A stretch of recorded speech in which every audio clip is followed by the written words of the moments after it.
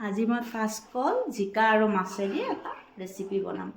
আপোনালোকে চাবচোন কেনে হয়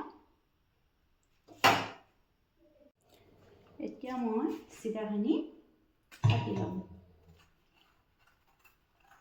জিকাখিনি ধুনীয়াকৈ বাকলি পেলাই ল'ম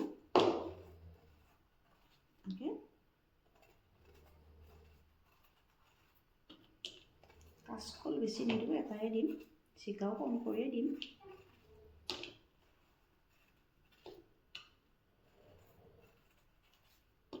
ধুনীয়াকৈ কাটি পৰিষ্কাৰ পানীৰে ধুই ল'ম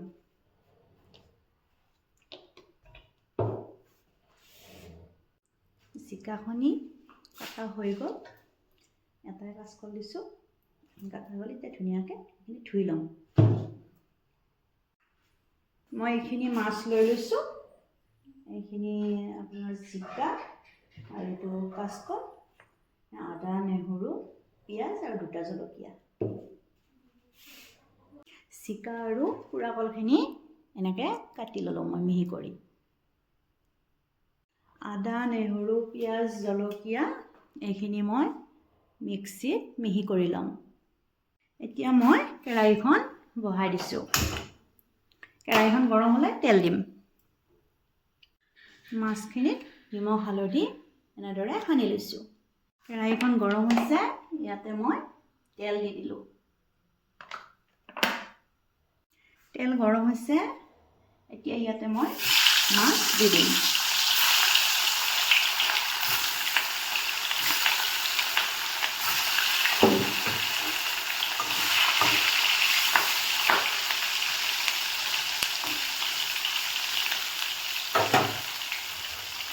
মাছ ভজা হৈ গ'ল মাছখিনি এতিয়া মই নুমাই ৰাখিম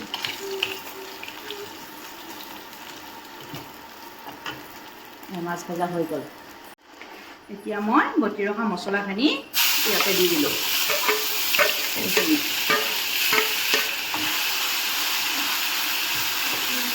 ৰঙা হোৱালৈকে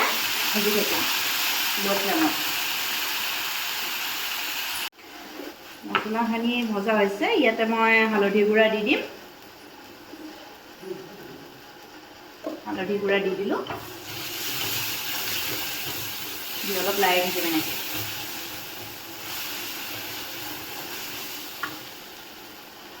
মছলা ভজা হৈ গৈছে ইয়াতে মই কাটি ৰখা চব্জিখিনি দি দিলোঁ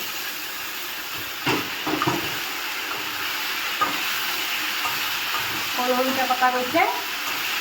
এতিয়া জলদি সিজিব আৰু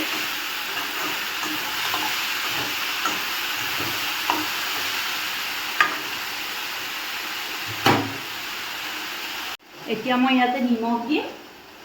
সোৱাদ অনুসৰি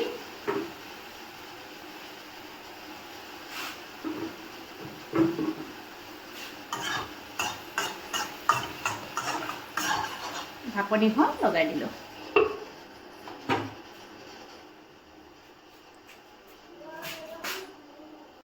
ভজা হ'ব এতিয়া ভজা হৈছে এতিয়া ইয়াতে মই অলপ পানী দিম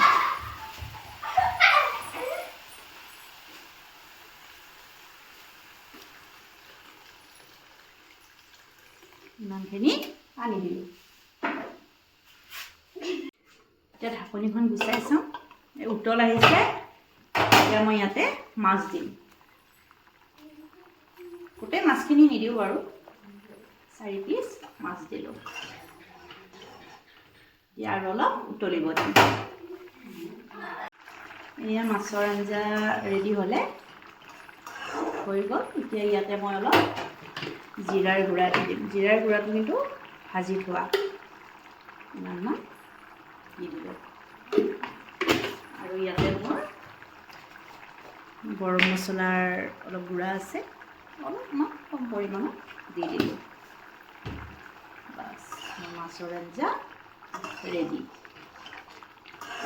আপোনালোকে জনাব কেনে হৈছে